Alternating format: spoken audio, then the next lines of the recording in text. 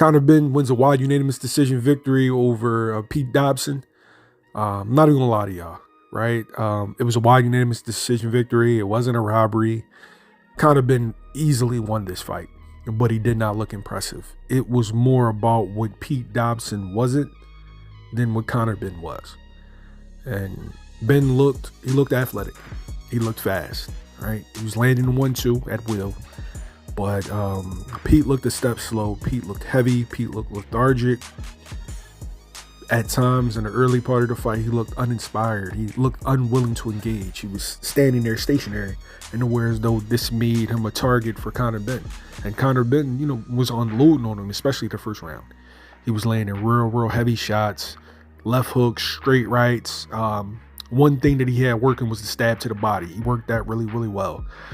But when Pete did engage, Conor Benn couldn't get out of the way of his shots. He got hit with literally everything. Uppercuts. He has a tendency to fall in every time he uses his jab.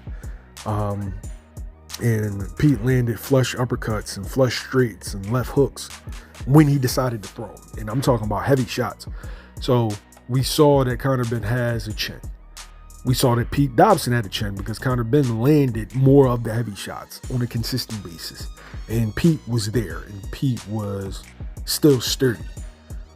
This was not a good fight. This was, I feel like this did the exact opposite of what it was meant to do. I feel like this was a showcase fight for Conor Benn to prove that he was ready for the elite level. And, he's been saying the name of guys like Keith Thurman, guys like Jaron Ennis, guys like Mario Barrios, guys like Devin Haney. But if you watch tonight, there is no way possible that you can think at this point in time that he's ready for that. Now, could some of it be the layoff? Yeah, it could. Conor Benn's been out of the ring for a while. He's still a relatively young fighter, and he definitely has a lot of growing to do. And maybe he needs a change of scenery. Maybe he needs to come to America. I don't know.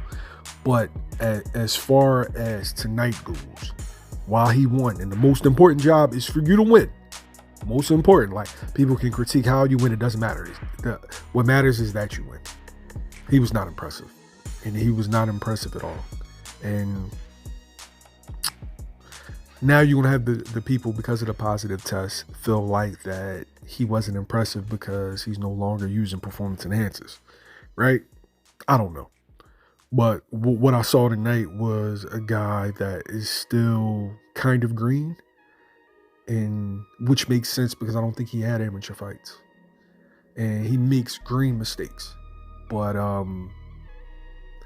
he's always in I ain't gonna say this fight was exciting, because if Pete would have engaged more, it would have been exciting. Because when they both were throwing punches, it was. And Conor Benn's he's really never in a dull fight until this one. But I look forward to seeing more from both fighters in the future. I look forward to seeing Pete actually be active and,